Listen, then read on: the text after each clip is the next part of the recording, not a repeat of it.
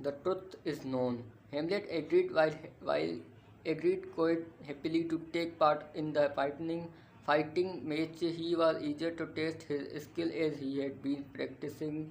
The queen and all noblemen gathered to watch the fight. Before it began, Hamlet spoke quietly to Laertes. I am so sorry for the unhappiness I have caused you, he said. Believe me, I never wanted to hurt you. I love you like a brother. Laertes looked into Hamlet's eyes and suddenly felt very sorry for what he was going to do. He thanked Hamlet for his kind words and they shook hands. The fight began. At first, Hamlet seemed to be winning. He hit Laertes with his sword, but of course, Hamlet's sword was blunt, so Laertes wasn't hurt. When they stopped to rest, Claudius urged Hamlet to take a drink of scotch. Come on, dear prince, he said, I'll drink to your health. Take this bowl and drink to mine. I'll drink later. When the match is over, replied Hamlet, and put down the poisoned bowl. The fight began again.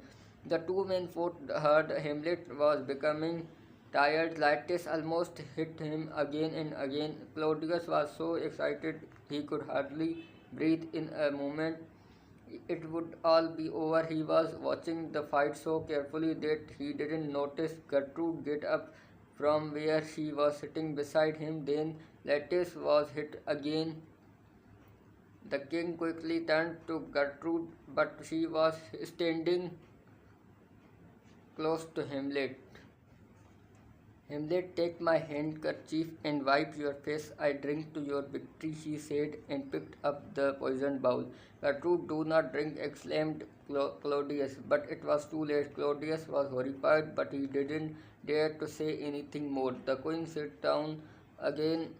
At that moment, Laertes cut Hamlet with his sharp sword.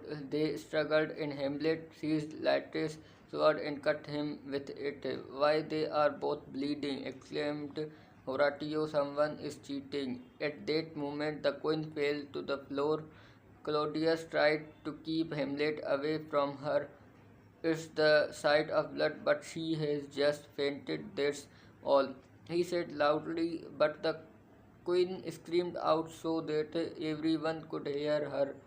The drink, oh my dear Hamlet, the drink, I have been poisoned. She died almost immediately. Someone here has done this. Lock the doors, they shall not escape, Hamlet ordered. Too late, Hamlet, you are dying. Laertes gasped and fell to the floor. I am killed by my own wickedness. My sword was poisoned. The sword you are holding now that you hit me with, there's nothing you can do. It it will take only minutes. It will take only minutes. Oh God, I am dying. The king's to blame. Laertes lay on the ground, twisting in terrible pain. A poisoned sword, Hamlet replied. There wasn't a moment to lose. He rushed to Claudius and cut his arm until he bled. Then, before the guards could stop him, he seized the poisoned scotch and forced it down the king's throat.